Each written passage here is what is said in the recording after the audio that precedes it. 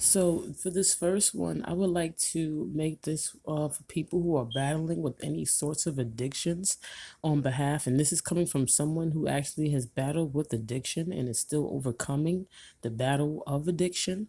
A lot of the times, we try to incorporate our problems inside of our lives and we try to make it so that the problem isn't as bad because we're making the problem coexist with things that will be good for us. And sometimes this can, it could be a bad thing, and this could be nothing but a bad thing that leads to a good thing.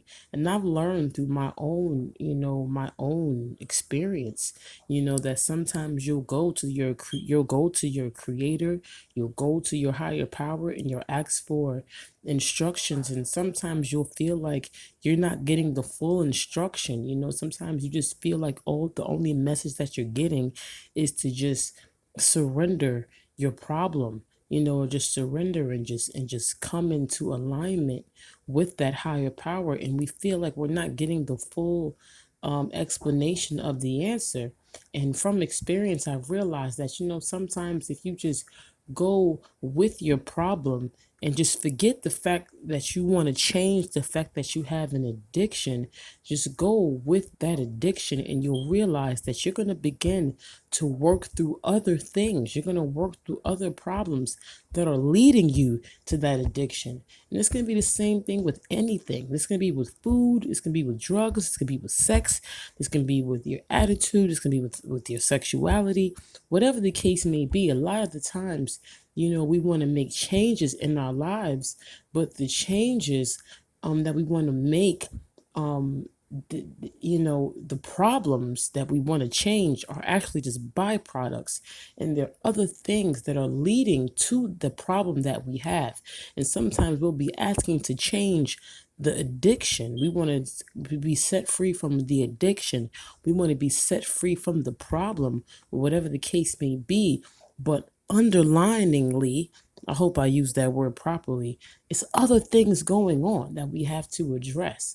So sometimes if you just get to the point where you can just be willing to let go of the addiction, you're not going to be perfect. You're going to stumble. You're going to have troubles. You just got to hang in there best you can.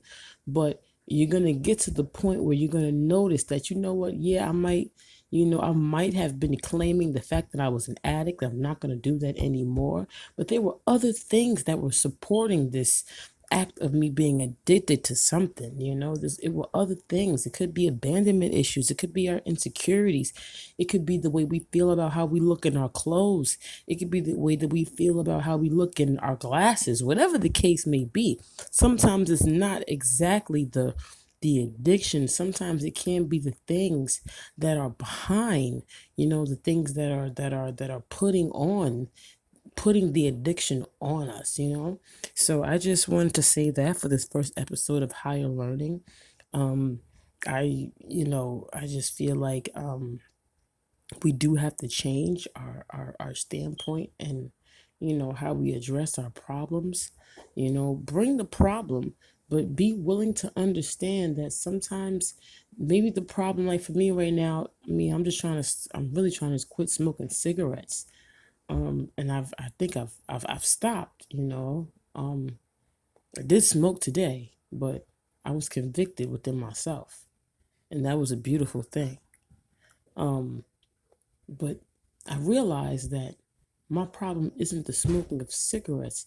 My problem was how I was choosing to cope. You know, my problem wasn't the cigarette, it was what I was smoking for.